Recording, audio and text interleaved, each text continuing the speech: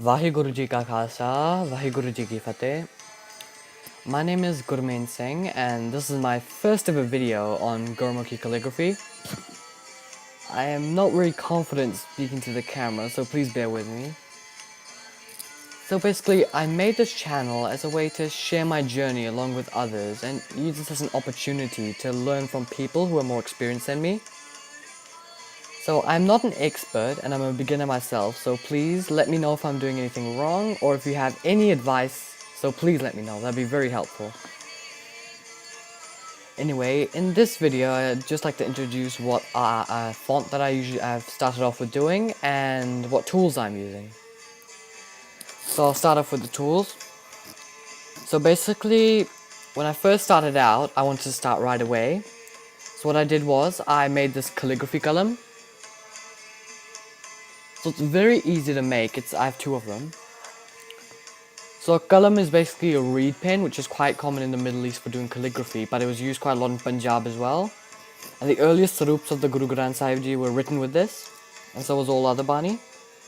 And so my mother grew up making these, so she showed me how to make them. It's not too difficult, I'll probably do a separate video on these. And with this you need I use black ink, Parker Quink.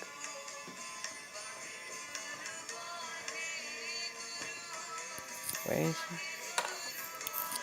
And recently, which has made life much easier, is I got this Pilot lettering pen